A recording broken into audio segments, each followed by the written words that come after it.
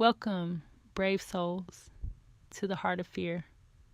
I'm Fright Grove. Tonight's story will haunt your dreams and linger in your thoughts. Dim the lights, get cozy, and prepare yourself for a journey into the unknown. Let's begin. I introduced myself and explained my connection to the house and my uncle. Her expression turned somber as she invited me inside. Over tea, I mentioned the journal and the strange occurrences I had experienced. The neighbor listened intently, her eyes filled with a mix of sympathy and something else, an almost knowing sadness.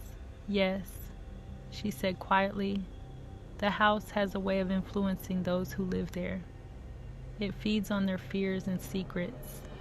Your uncle knew this, which is why he left the house to you. He wanted to warn you, but he couldn't do it directly. I was taken aback. But why? Why would he leave me with this burden? Because, she said softly, the house needed a new keeper, someone to break the cycle. It has a way of trapping its inhabitants in a loop of fear and confusion. Your uncle hoped that you would be strong enough to resist it, to recognize the signs and break free. Her words sent chills down my spine. I couldn't help but wonder if the house's hold on me had been more than just a figment of my imagination. Had I really been a part of something larger, something beyond my understanding? As I left her home, I felt a mixture of relief and unease. The neighbor's insights provided some clarity, but they also deepened the mystery. I knew I would never fully understand what had transpired in that house, but I hoped that by learning more about it, I could finally put the unsettling chapter behind me.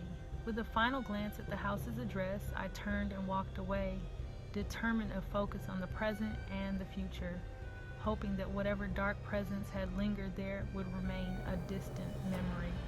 Weeks passed, and I attempted to move on from the eerie experiences in my uncle's house. I focused on my work and spent quality time with my family, but the memory of that house with its strange occurrences and the unsettling journal entries never fully left my mind. One afternoon, while I was out running errands, I received a call from the realtor. She informed me that the house had finally sold and that the new owners were eager to take possession. A wave of relief washed over me. I was glad to be done with it all. Before handing over the keys, I decided to visit the house one last time to ensure everything was in order. As I walked through the empty rooms, I couldn't shake the feeling of being watched. The silence was once again oppressive, and I found myself glancing over my shoulder more frequently than I cared to admit. As I made my way through the house, I felt a draft in the hallway leading to the upstairs rooms. The air seemed colder and a shiver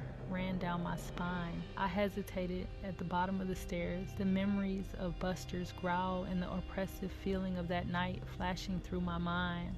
Determined to face my fears, I climbed the stairs slowly, each step echoing in the quiet house. The top of the stairs felt even colder, and the silence was almost deafening. I approached the door to the room where Buster had first growled, feeling a mix of apprehension and curiosity. When I opened the door, I was met with an empty, dust-covered room. The feeling of unease lingered, but there was nothing out of place. I walked around, inspecting the room one last time, trying to convince myself that it was just an ordinary, albeit old, space. As I turned to leave, I noticed something unusual. A small, weathered photo frame on the floor, half hidden under a pile of dust. I picked it up, wiping off the grime to reveal a black and white photograph.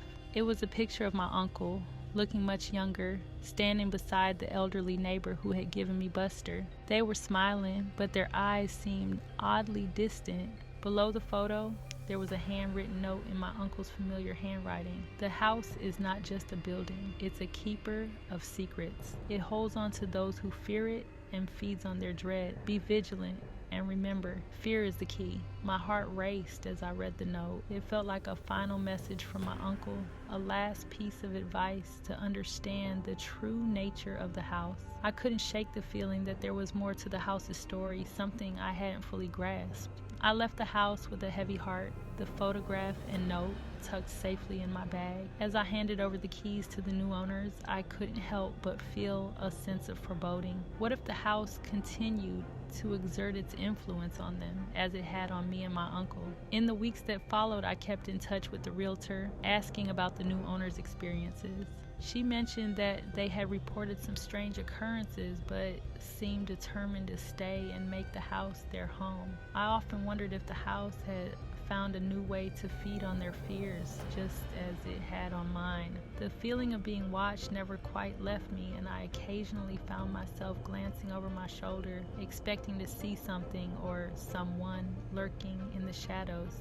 Though I tried to put the experience behind me, the memories of the house and its dark presence remained etched in my mind. I realized that sometimes the true nature of a place isn't fully revealed until it's too late, and that some mysteries are better left unsolved. As for me, I moved forward, grateful for the safety and normalcy of my life with my family. But the memory of that house and its secrets lingered, a reminder of the darkness that can sometimes hide behind the facades of the ordinary and the familiar. Months after moving back home and settling into a more routine life with my family, the memory of the house began to fade. The strange occurrences and unsettling feelings were becoming a distant echo in my mind. Yet the photograph and note remained in a drawer, a somber reminder of that eerie chapter. One evening, while preparing dinner, I received an unexpected call from the realtor. She was apologetic, but mentioned that the new owners had contacted her with some troubling news. Stay tuned for part 3,